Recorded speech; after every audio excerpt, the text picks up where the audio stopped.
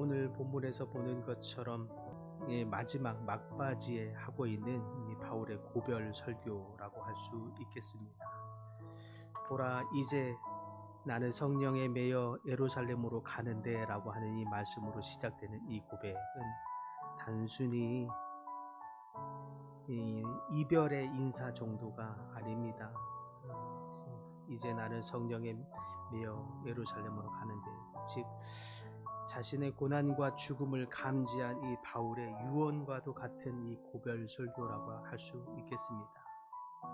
본문 22절과 23절에 보면 이렇게 기록되어 있지요. 보라, 이제 나는 성령에 매여 예루살렘으로 가는데 거기서 무슨 일을 당할는지 알지 못하노라. 오직 성령이 각성해서 내게 증언하여 결박과 환난이 나를 기다린다 하시나 라고 이렇게 표현되어 있는 이 표현을 통해서 우리가 알 수 있는 것은 사실 바울은 자발적인 이 고난의 길을 선택하고 있다는 것입니다. 그렇다면 바울은 왜 이렇게까지 하고 있을까요? 심지어 분명히 성령이 바울에게 직접 여러 차례에 걸쳐서 너가 예루살렘으로 들어가게 되면 환난과 결박이 너를 기다리고 있다라고 얘기하면서 분명히 바울은 이 이야기를 통해서 성령의 어떤 음성을 통해서 자신의 앞으로의 앞날을 감지하고 있습니다.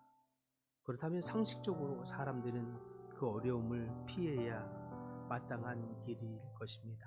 많은 사람들은 기도할 때 주님, 저희 삶이 형통하게 하여 주시옵소서, 고난도 없고 어떤 어려움도 없게 도와주옵소서, 이렇게들 많이 기도할 텐데 상식적으로 그런 고난을 피하고 싶은 것이 많은 사람의 마음일 것입니다.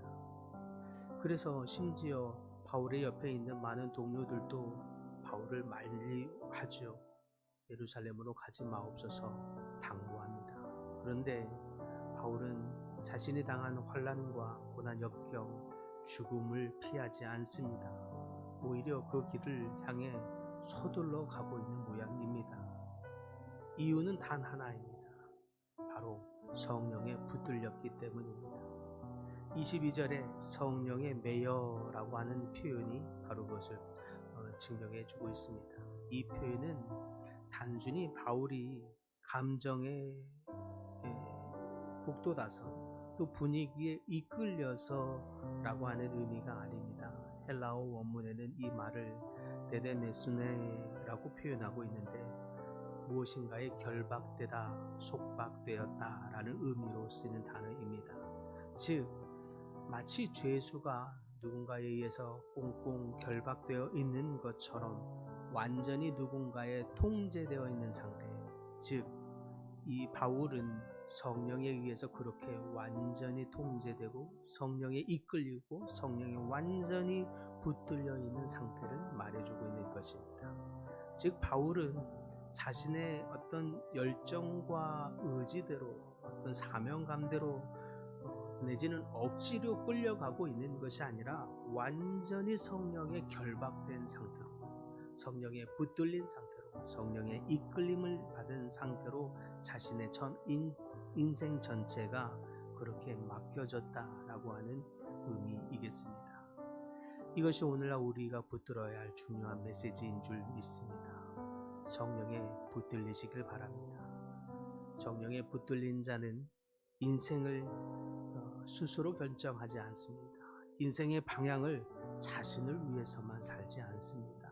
자신의 힘대로, 자신의 소견에 오른 대로 세상 사람들이 살아가는 방식대로 그 원리에 따라서 또는 결국 자신의 육체의 안일과 유익을 위해서 손익을 계산하며 따져서 살지 않습니다. 자신의 안위와 편안함보다 하나님의 뜻이 우선되어지는 것이 바로 성령에 붙들린 사람입니다.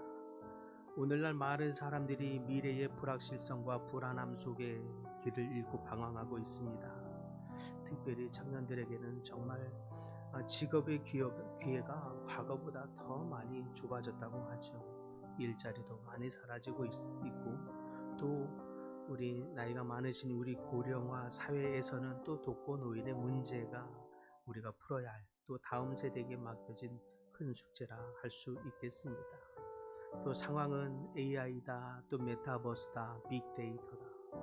이 급변하게 변하는 이 지금의 시대를 4차 혁명의 시대라고 말하고 있는데, 이 흐름 속에서 도태되지 않기 위해서 살아남기 위한 몸부림이 처절한 상황이죠. 그런 가운데 내가 가고 있는 길이 맞는가? 나는 이 급변하는 이 4차 산업혁명의 시대 가운데 나는 살아남을 수 있겠는가? 지금 내가 하고 있는 이 선택이 옳은지 끊임없이 질문하게 됩니다. 그런데 성령에 붙들린 사람의 질문은 차원이 다른 질문을 하게 됩니다. 내가 원하는 것이 무엇인가가 아니라 주님이 원하는 것이 무엇인가? 내가 내 삶에 이루고자 하는 것이 무엇인가가 아니라 하나님이 나를 통하여 이루고자 하는 당신의 뜻이 무엇인가? 질문이 다르게 하는 거죠. 그래서 바울은 24절에 이렇게 말하고 있습니다. 나의 달려갈 길과 주 예수께 받은 사명, 곧 하나님의 은혜의 복음을 증언하는 일을 마치려 하면은 나의 생명조차 조금도 귀한 것으로 여기지 않노라.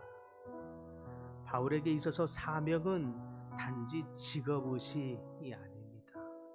그 삶의 존재 이유였습니다.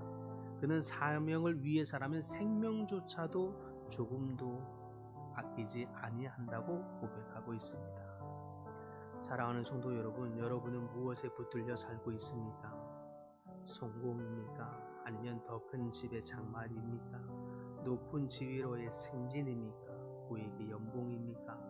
학업의 성적이나 스펙, 사람들의 기대입니까? 내지는 불안과 염려가 여러분의 삶을 붙들고 있지는 않습니까? 이제 성령에 붙들린 인생으로 방향을 전환할 때입니다. 성령에 붙들릴 때 우리 삶에 있어오는 수많은 환난과 고난을 지날지라도 염려하지 않습니다. 두려워하지 않습니다. 왜냐하면 우리의 인생은 우리가 책임지는 것이 아니라 성령님께 맡겨진 인생이기 때문입니다. 성령에 의해 인도되는 인생이기 때문입니다. 그것이 바울이 사는 것과 같은 성령에 붙들린 삶입니다. 결론적으로 바울의 고백, 이와 같은 이 고백은 단지 한 사도의 위대한 고백 정도가 아니라 오늘 이 자리에서 하나님께서 우리 성도님들 한 분 한 분에게도 동일하게 말씀하시는 고백이 되기를 소망합니다. 성령에 붙들려 내가 가야 할 길, 그 길로 나아오라 말씀하시는 이 삶, 혹여 우리 삶에 조금의 어려움이 있을지라도 하나님이 우리와 함께 하심을 믿으시기 바랍니다.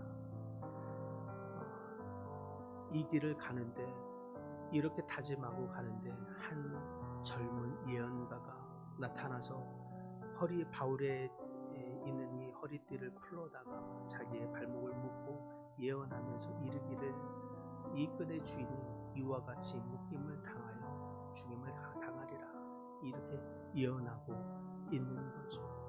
여러 번의 사건을 통해서 성령이 바울의 앞날을 이렇게 예언하고 있습니다. 그럼에도 불구하고 바울은 24절에 고백한 것처럼 나의 달려갈 길과 주 예수께 받은 사명, 곧 하나님의 은혜의 복음을 증언하는 일에는 나의 생명조차도 조금도 귀한 것으로 여기지 아니하노라 라고 하는 이 고백처럼 우리 삶의 가장 큰 뜻, 우리의 삶의 가장 큰 열망, 우리 삶의 가장 큰 열정, 그것이 무엇인지 되돌아보면서 성령에 붙들린 바 되는 여러분의 삶이 될 수 있기를 바랍니다. 성령에 붙들려서 열방 가운데 이 하나님의 간절한 이 열망대로 복음이 흘러가 한 사람이라도 더 구원함이 이르도록 하는 이 일에 쓰임받는 저희 예원교회 모든 성도님들이 다 될 수 있기를 간절히 축복합니다.